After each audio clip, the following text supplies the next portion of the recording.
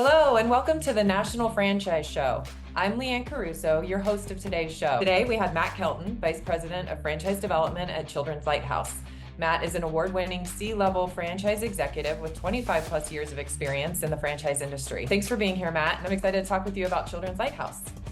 Great to be here. And just so everyone knows, you are our first podcast of this new launch, and so no pressure at all for either one. I'm honored. I'll do my best. Only the best to be first. Okay. There you go. All right, so I'm going to ask you some questions about the Children's Lighthouse franchise opportunity, and then I'm also going to ask you some questions about what franchise candidates should be looking for when they're looking for a potential franchise opportunity. I think you have a ton of experience in this. So tell us a little bit about yourself, and then we can go into Children's Lighthouse. Sure. Well, I grew up in a franchise family. My grandfather was a franchisor, and my dad was as well. So I grew up with franchisees around the house all the time and going to conferences. And so when I graduated college at TCU, my parents were like, we can give you money for law school or open a franchise. So I decided I was not ready to do something outside of school. So I was a franchise owner with a company called Color Time Rent to Own, which is now Rent-A-Center. So I became a multi-unit owner, learned a huge amount, did a lot of stupid things, but I finally learned to follow the system and did pretty well. And then after going into corporate America, I've been franchise president, COO for 20 plus years in a couple different industries. But yeah, I joined Children's Lighthouse 7 months ago, and it's been a great ride. I'm running their franchise development and based in Fort Worth, Texas, where I'm from. So it's been really exciting. Oh, very nice. Well, it's exciting about Children's Lighthouse. So tell us a little bit about the brand and the industry. Sure. So Children's Lighthouse is an early education school concept. And so in the 1990s, 1997, two brothers who were entrepreneurs, they were looking for something for their kids and nephews that really, they were looking for something that didn't exist. Back then, childcare was really playtime and babysitting, and they wanted an actual school that had high level premier curriculum and was just at a whole step above. Back then it was a very fragmented industry. There weren't a lot of national players in this space, and so they created this model that really took off. And they got to 9 schools, and people kept wanting to franchise it because they saw the incredible wealth they were creating. And so they shifted the model, sold our last school in 2016, and we have we're right at 100 schools open and in development. And so we have 3 different curriculum that are really the cream of the crop in this space. They're accredited by Cognia, the largest education group out there. And it's we go from 6 weeks through 5 years old. So every 6 months they move to a different age group, and we get them ready for kindergarten. And then we have an after school program that goes from 5 to 12. And again, we're going to be at the premier level. We're going to be in really higher level suburbs of major metro markets. And again, it's a fun business. It's a bigger investment to get into the business, but you're looking at a average revenue around $2 million a year. Our top guys are doing 3 and 3.5 million. So it's a big concept. 10,000 square feet on a building, 10 classrooms on around 1.7 acres. But the demand is just booming right now. And coming out of residential real estate, the price of housing is pretty much double, triple. I know you're from Tampa. I lived outside of Tampa in a suburb where I got a house, 4,000 square feet on a pool on a lake for $312,000 early 2000s. Now it's worth $1 million. So your starter house today, it's like $500,000, 700,000. So you're going to have more dual income families is the reality. And so there's a major demand for this. There's way more demand than supply right now. And so we're lucky to be in that space and growing aggressively. That's great. So if people are looking for franchise opportunities, why the children's space or children's education? Because I know that's also a popular category.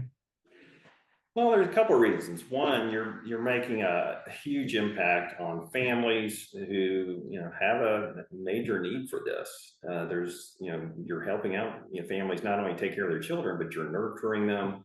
We're teaching them about everything from their ABCs to how to read.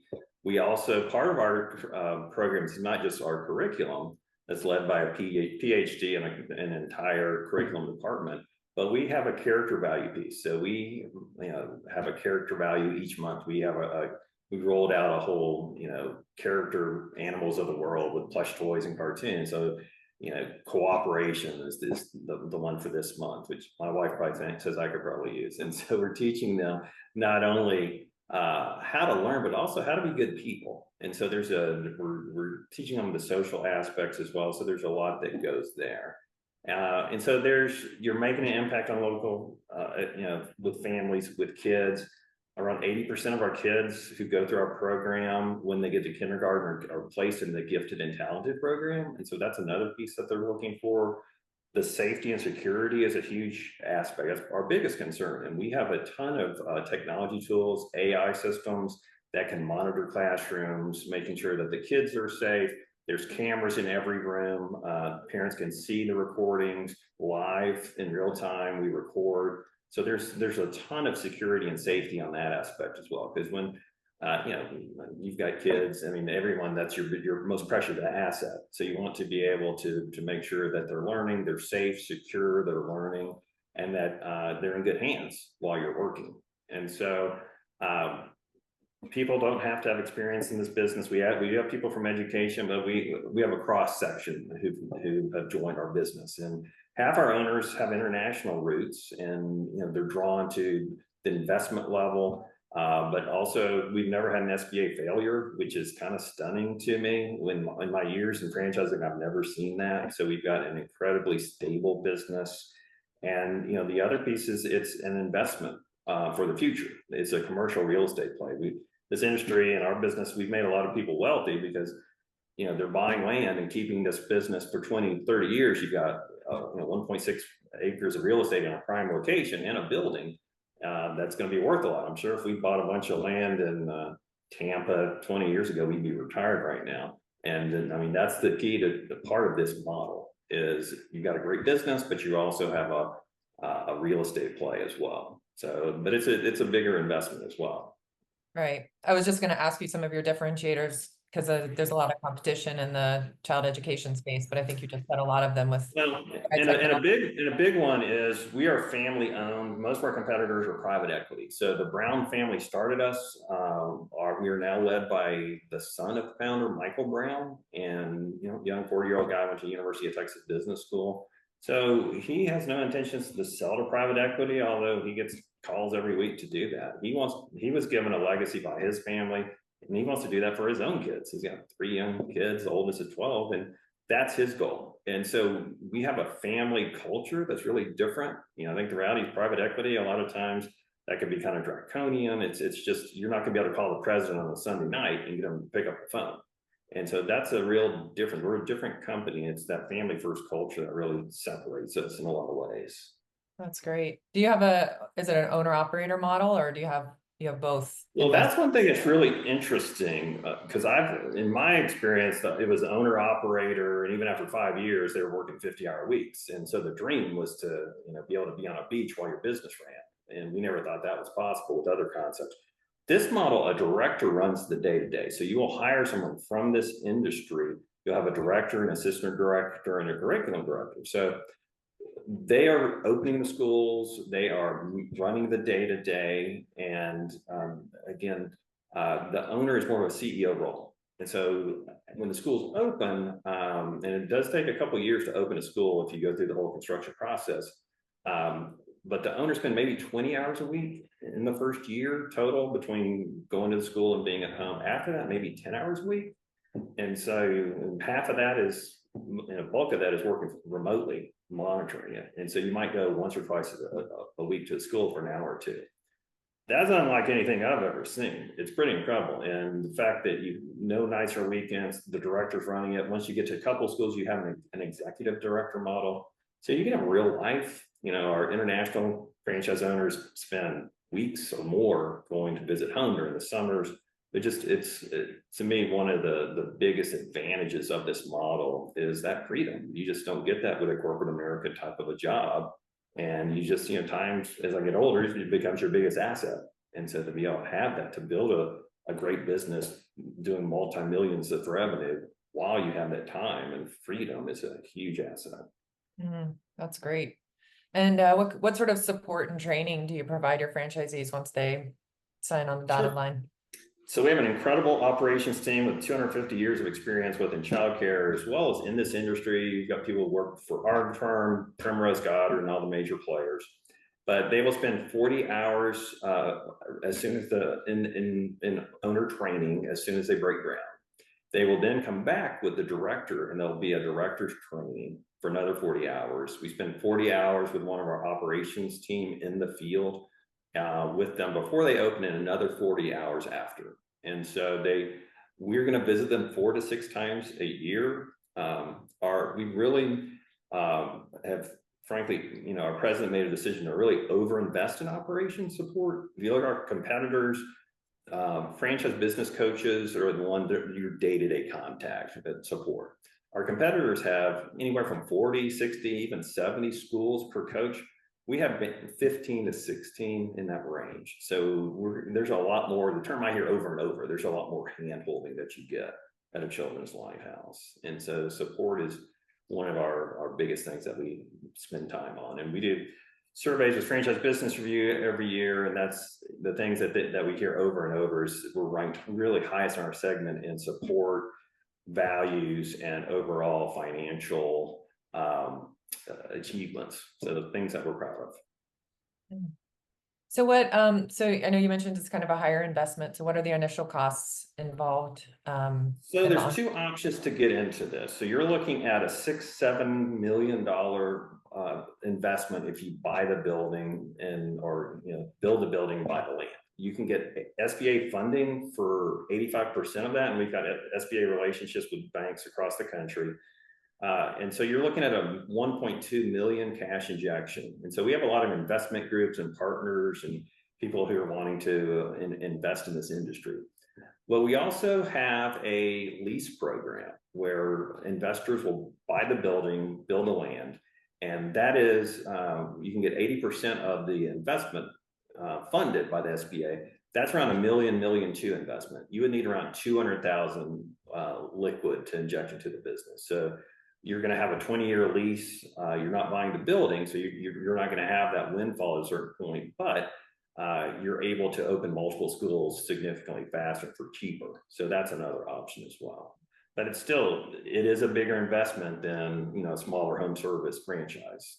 But it's there are different ways you can go, and I've worked with a lot of different businesses. Sometimes you're buying a job, frankly, in a sense, and nothing wrong with that.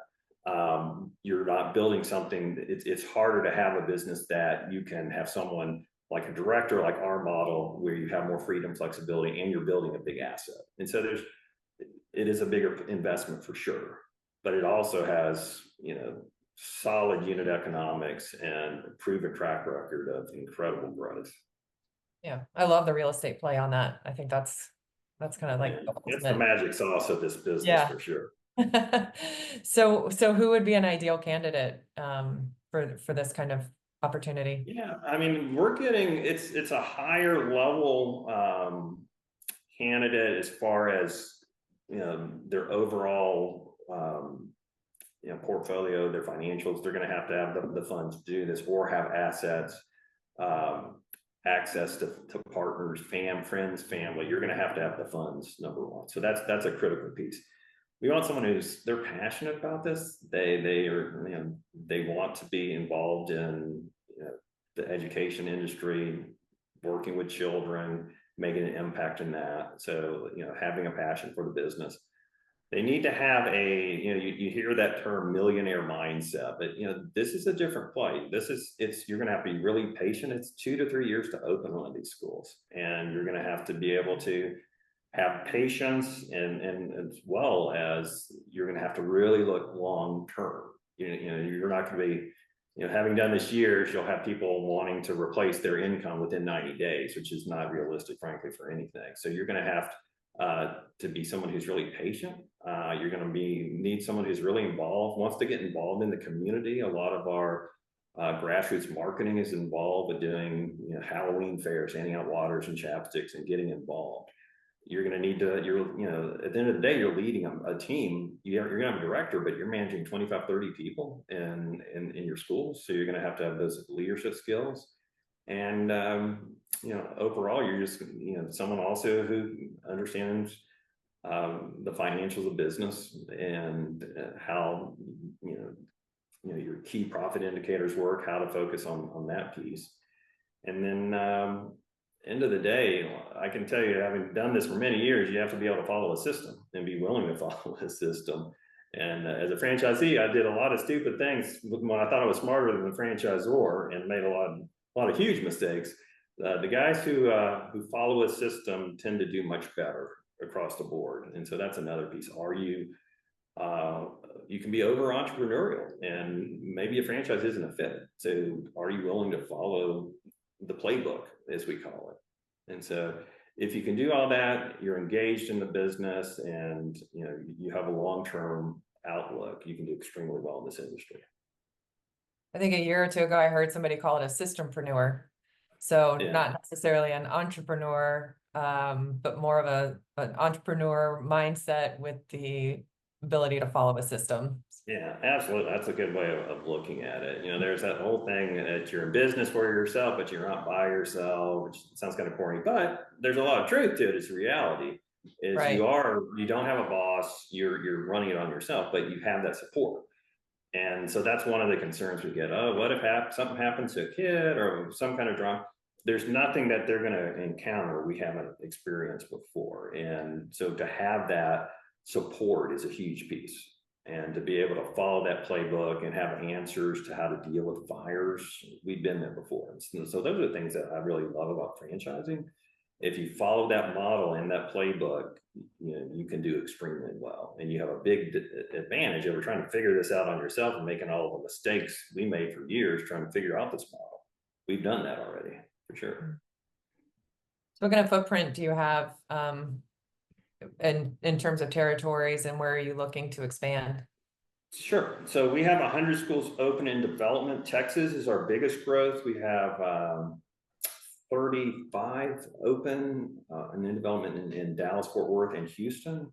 Well, we could add another 30, frankly, at this point. So Dallas, Fort Worth, we have 6 target markets. A couple are in your area, Tampa area, Jacksonville, Raleigh's a big market, and then St. Louis, Missouri. So we're trying to be more of a rifle approach. We're not trying to grow in 50 states. We're really trying to finish out growing in areas that we see major potential for multi-unit ownerships. And that's the other thing. A large percentage of our owners are multi-unit. So those are things that we're looking for if someone wants to have multiple locations. We've got people who have 10 units, 5 units.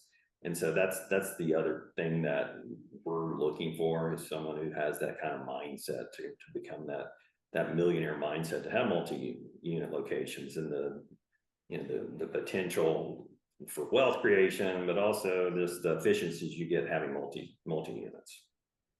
What's the territory look like? Is it 2-mile radius, 5-mile radius? It's around a 2.5 mile diameter radius. And again, if you look at just childcare in general, we have a 3-mile radius that we look at targeting on the demographic 0 to 4. So you could put in, there's a lot of different criteria. You could probably put in 15, 20 schools in a 3-mile radius. The reality is they're not nearly enough capacity supply right now that's out there. But we're going to look at a lot of different things on this, traffic patterns.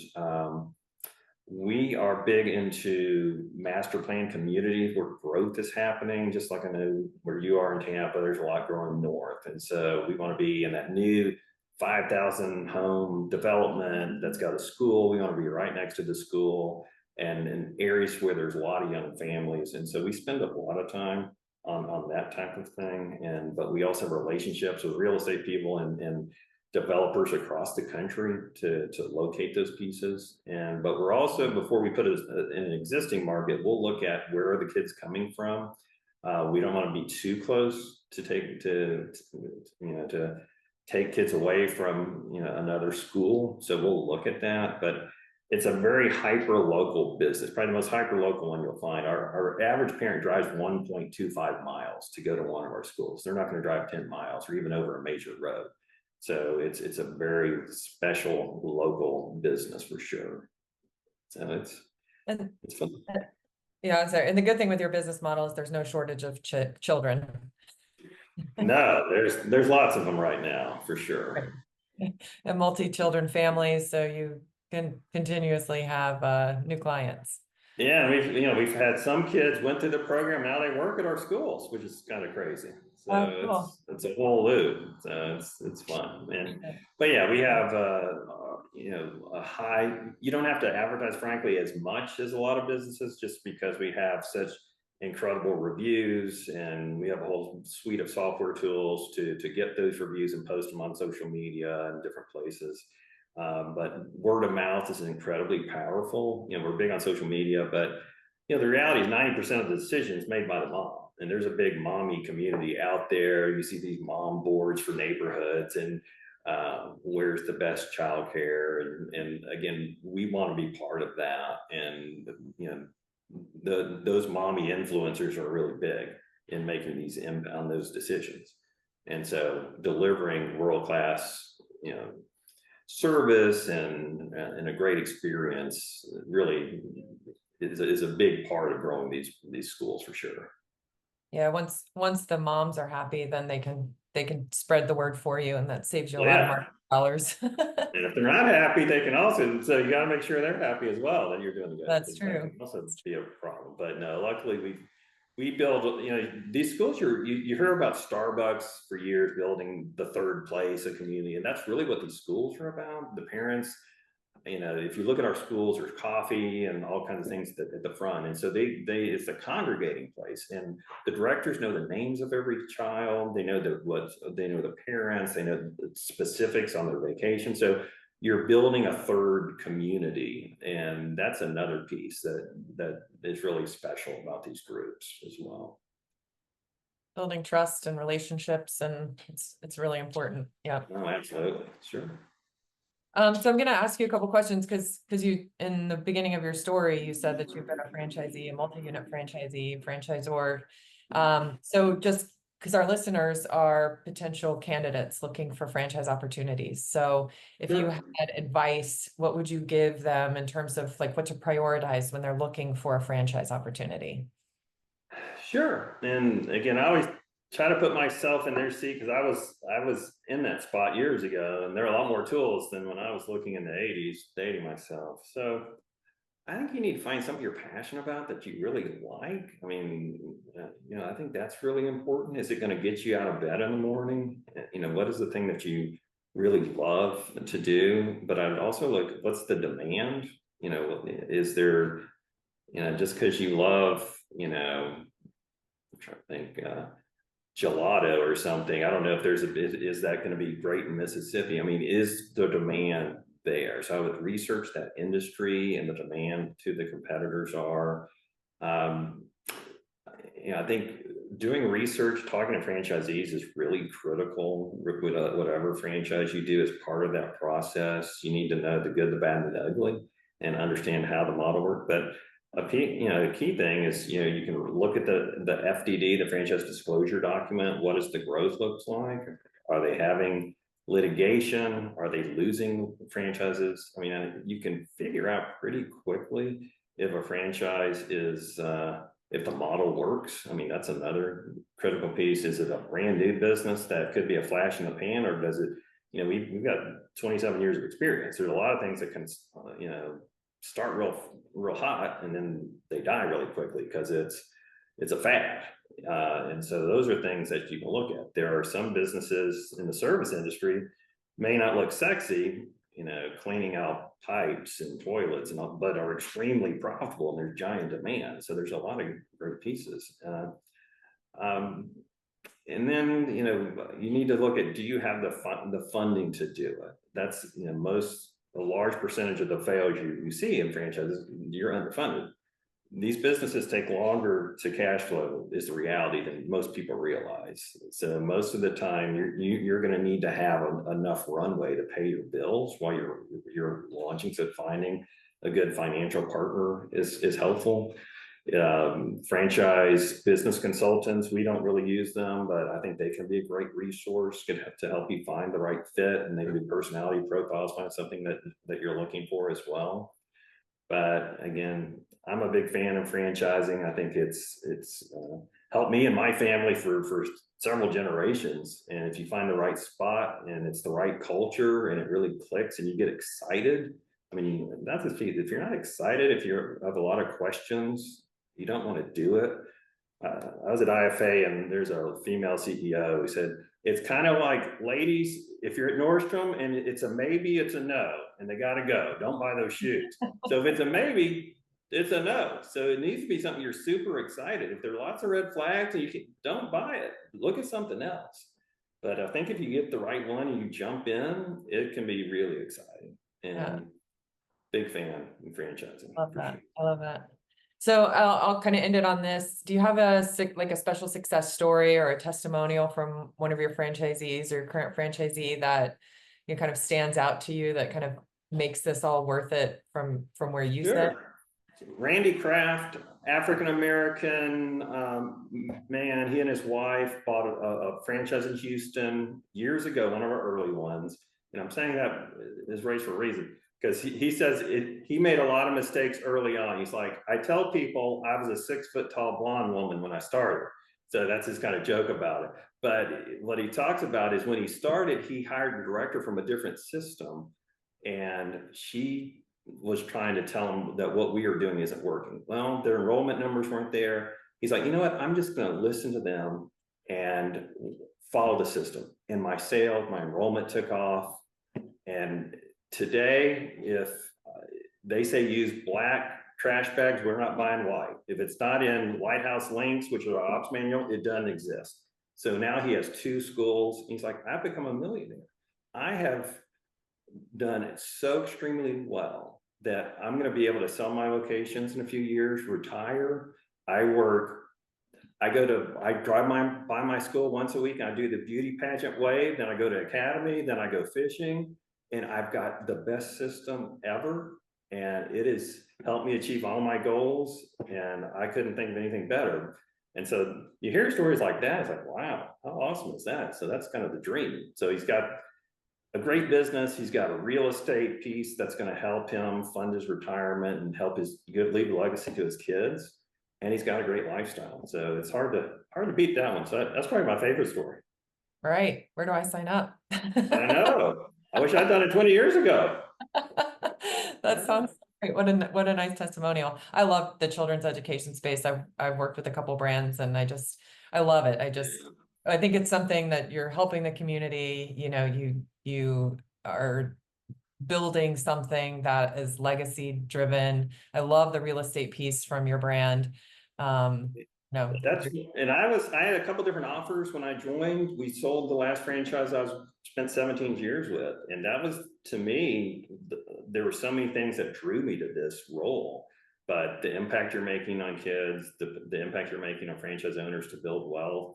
And we did 130 million last year, and I think this could be $1 billion company in 10 years just because of the demand that's out there. So it's exciting to be part of something of this kind of momentum. So it's been a fun run.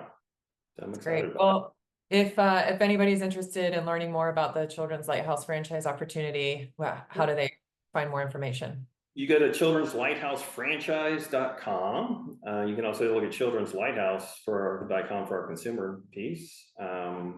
We have a virtual newsroom with 1851. So if you Children's Lighthouse 1851, you can learn all the stories and articles and more. But again, they can reach me directly on the Children's Lighthouse franchise group. But yeah, I'd love to explore the opportunity. Sounds great. Well, we'll put all of those links in the show notes. And thank you so much for being here, Matt. Awesome. Good to see you. Thanks, Liane. Appreciate it. And I think we did pretty good for our first episode. We did. It wasn't terrible. I thought it was okay. All right. Thanks, Matt. Thank you. All right.